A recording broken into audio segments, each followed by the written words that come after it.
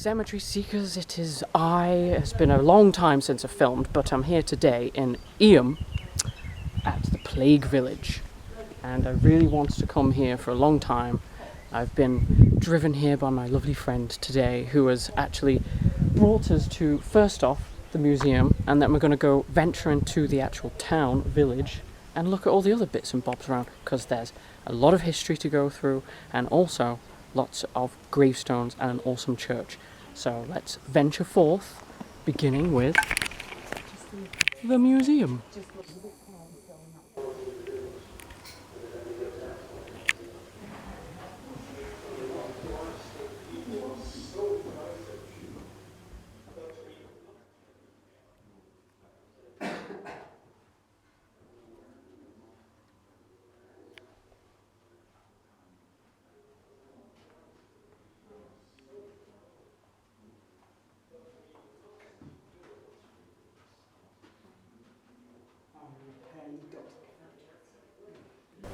Let's find the plague.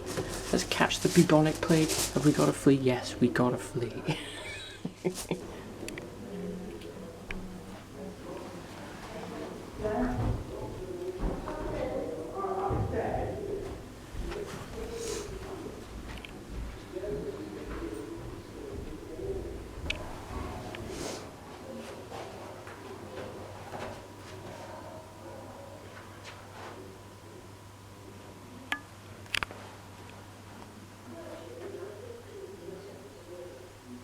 So that was the Plague Museum.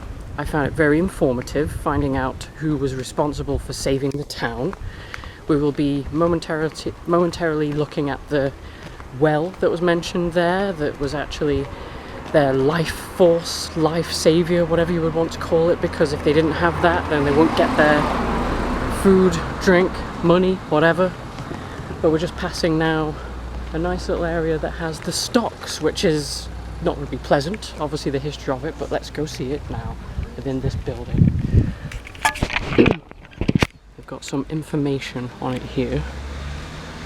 They've made it very lavish.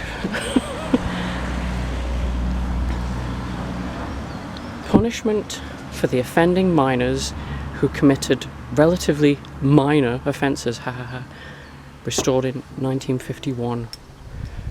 Nice little bench there, but let's go look at the actual stocks real quick.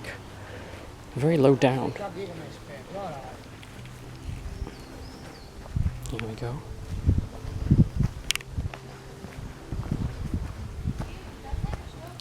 Crikey, they are low. If you actually were inside of that. They've got two each side, so whether it would be for two separate people, either feet or ankles. But let's go look at the information and find out. There's an adorable information hut here, which basically kind of is like a smaller version of what's in the museum, so perhaps it was here beforehand. But it's got all the details of how the village was established, and also the story about the plague, and then a wonderful part telling you what there is to see here. So we are making our way along this trail that has all the plague details. Let's go on to the next stop. Hello. Hi. Chewing a cud? What's going on? What a relaxing life. And along the way we have another historical thing here, which I saw on the map and didn't believe it till I saw it. The revolving roasting jack, which has been used to roast sheep and such.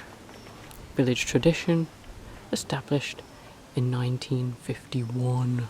Seems a lot of the things came from the Festival of Britain that they're talking about, but it's a pretty big piece of metal that they would put the meat in this part here. It's quite fascinating to see it still standing.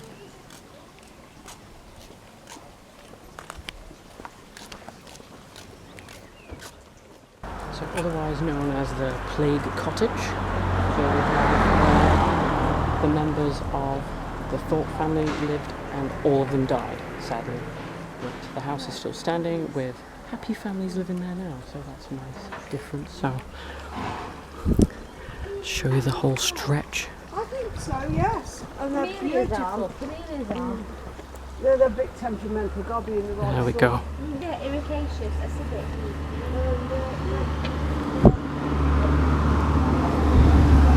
And this was for the Hawksworth family, which was mentioned a lot in the museum. They were the third victim of the plague. And conveniently, next to the church, which you know, that's the part that I'm interested in. So, in we go.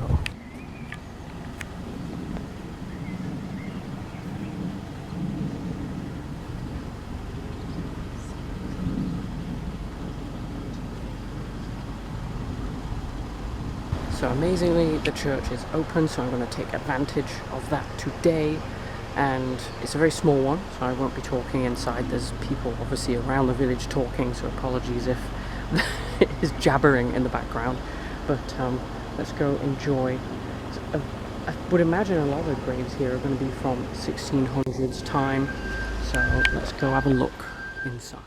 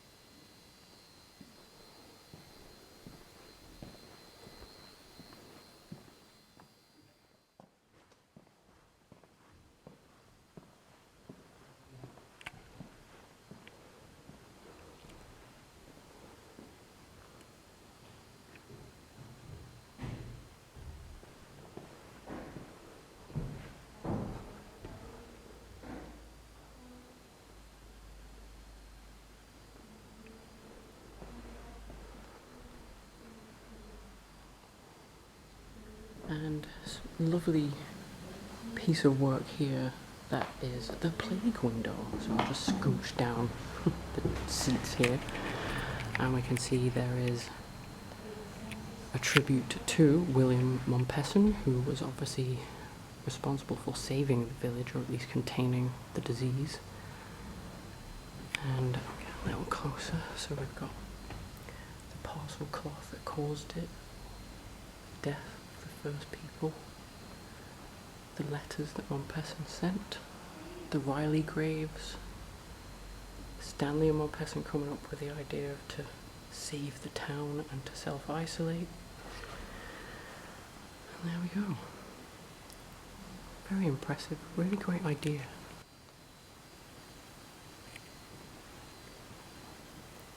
Most likely a leper window, or as we were in the town of Plague window, which would be there for people to see what was happening in the church here. So as you can see, if I go this side, through the chancel, you can see there's a window going through for people that would have been possibly not to attend, so they can still see this part here and see the service that was happening, even if they had a disease or something that made them not able to. Okay, so I think I found my favourite thing so far. We've got an 8th century Celtic cross, which is beautifully protected here. I'm going to show you properly, with what looks like some kind of angelic peeps down the side, and this gorgeous knotwork. And there we go, Celtic cross, 8th century AD. So I'm just going to take a look around what we have here. That's beautiful. So a 1775 sundial. Oh my god, gorgeous.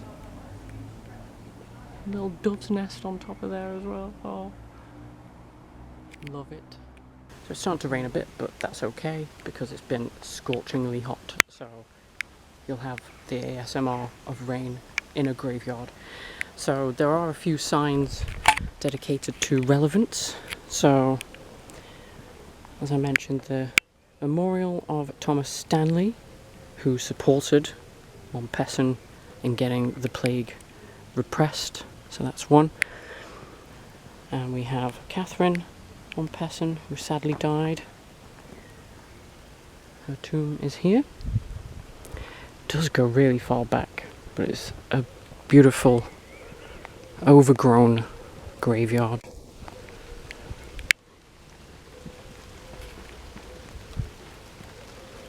Enjoy the rainy ASMR. So I'll just have a little view here of all the graves. We'll go and look in between at the age on some of them. A lot of them are so eroded. That's the sad fact, really, that they start getting to 200 years old and erosion happens. But cheering, people cheering erosion. Yeah, example here. So you really cannot tell who a lot of these people are, but some of the ones around the front you can.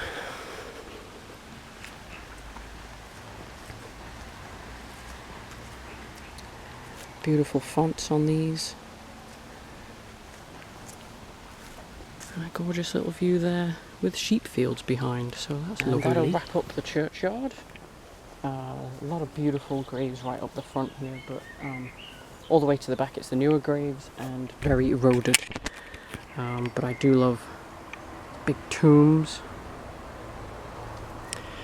And there's a lot of the Froggatt family I've noticed in the church too, but that'll conclude this section of Cemetery Seek. There's a few more bits to see in the town, so we'll carry on. So, just on our way back, we have crossed the Lidgett graves, which are on the oldest road, the medieval road, and it is the graves of George Darby and his daughter Mary. This wonderful little outcrop on the side here. We've got all the houses nearby, and you can walk in, but it's very narrow. You can see back there their names is just about visible, and that was from the year of the 1666 plague. So wonderful, idyllic little area. Next stop, we are at Montpesson's Well, which obviously, as we know, William Montpesson saved the town. So this well was named in his honour, and I believe it was a dropping point for whenever people needed something for the village. So I have read that they would fill it with vinegar so that if people were going to be paying for goods and services, they would throw the money in the well to cleanse it of all disease and take their goods, and the person would come and collect the money at another time. So it's still here as a well. Apparently it gets its water from a stream nearby. It's not technically a well. It's very peaceful. Okay, onwards to the Riley graves, which were Miss Elizabeth Hancock buried her husband and 6 children. The Hancocks farmed the field, which is around here, which is Riley's field. It is a beautiful view from up here, so onward!